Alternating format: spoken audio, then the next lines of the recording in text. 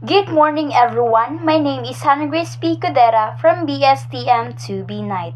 So, for today's video, I am going to discuss the chess strategy tips for beginners and all tactics and tips for skills improvement.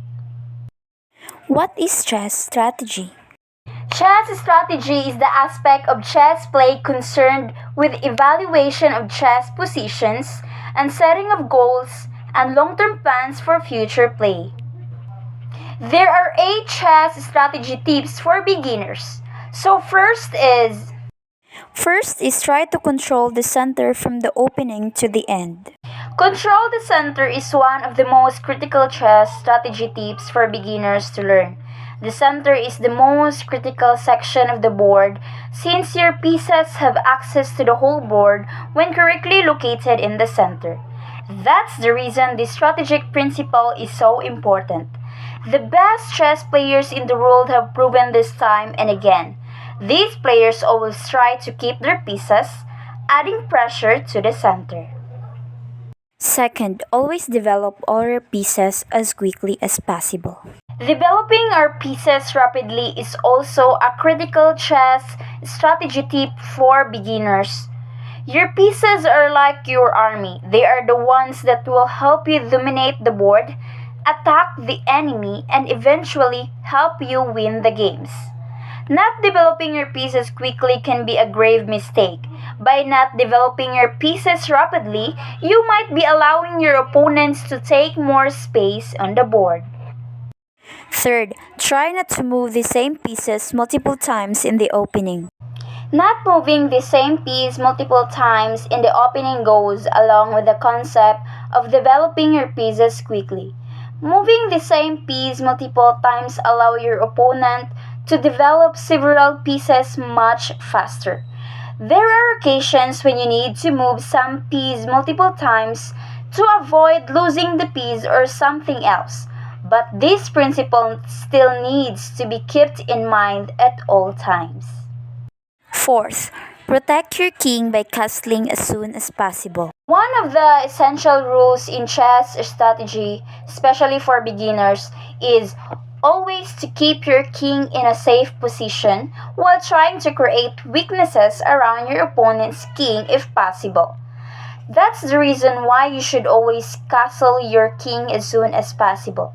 That way, it moves away from the center, which is the area of the board where most of the action usually takes place. And it also helps you bring your rooks to the center more quickly. However, you do not want to castle into an attack. Generally speaking, it is usually safe to castle on the same side as your opponent. Fifth, don't move your queen too soon. Not moving the queen too early in the game is a vital chess strategy tip for beginners. Most beginners try to move the queen too early to create mating threats on f7 or f2. These threats are usually not real, and the player who moves the queen usually loses several tempos while trying to get the queen back to a safe square. You're probably heard this many times before, but don't move your queen too early in the game. It's a rule you can ignore sometimes. For example, if your opponent makes a huge mistake that you can push immediately by starting an attack with your queen. Sixth, connect your rooks and place them on the columns that will be open. The rooks are usually the most difficult pieces to active. The reason for this is because they can only move horizontally and vertically. It's not easy to move these heavy pieces when there are no open files. That's one of the reasons why castling your king early is very important. It helps you bring one of the rooks closer to the center of the board. You should always try to anticipate which files are the ones that are most likely to open during the game so that you are the first to take advantage of the open files with your rooks.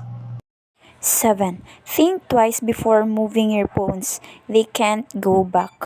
As you already know, pawns can only move forward. That's the reason why this is fundamental chess strategy for players of all levels, not only for beginners. Another essential chess strategy tip is that pawns are the pieces with more limitations regarding mobility. So pawns are always very important for determining the nature of the position and the plans that each player should follow. 8. If you have a bad piece, try to exchange it very quickly. Identifying when any particular piece doesn't have a bright future is a vital aspect of chess strategy at all levels.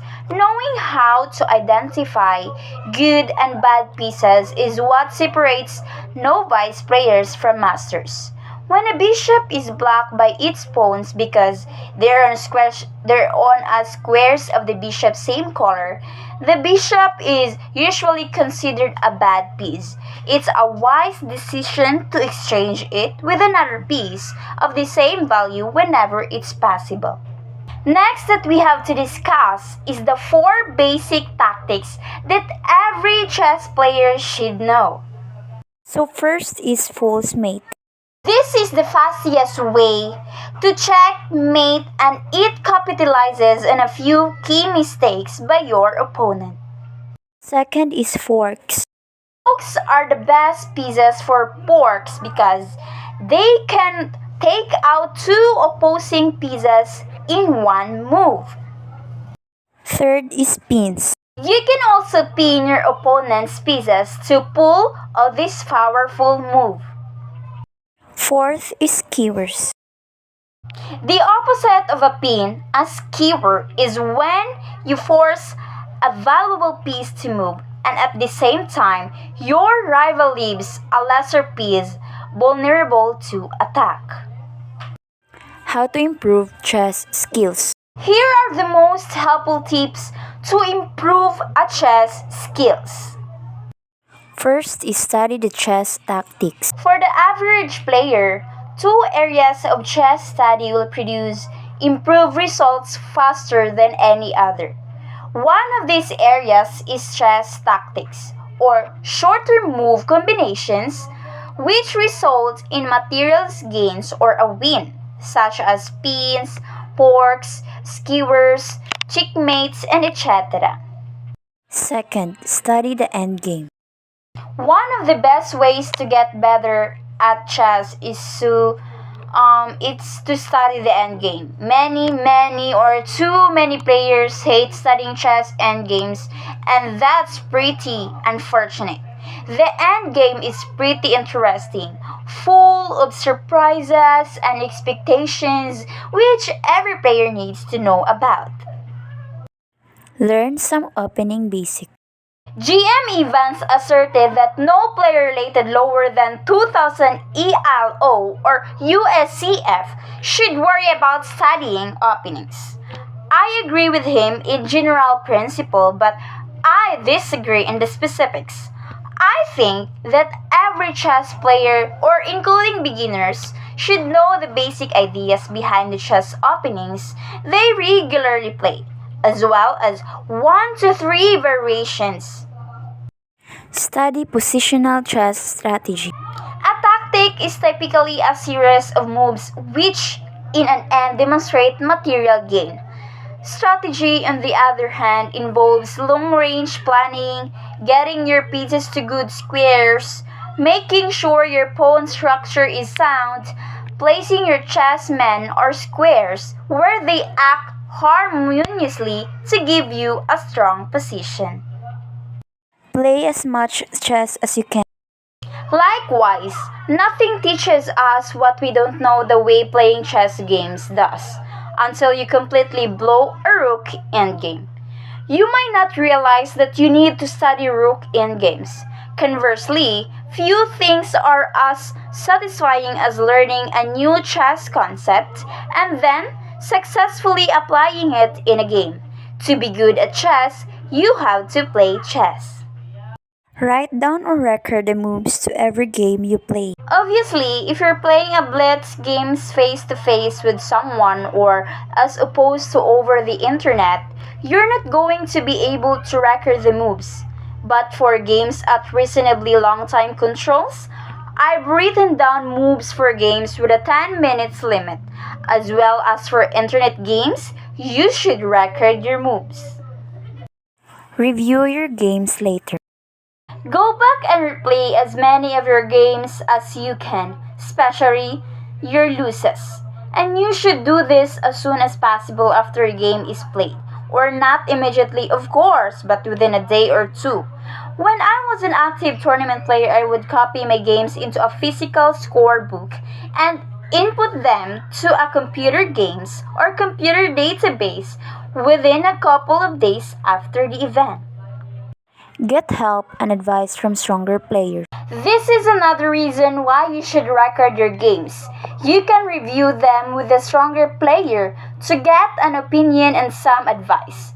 Most chess clubs I belong to had strong player or three who love and help out club members who wanted their advice.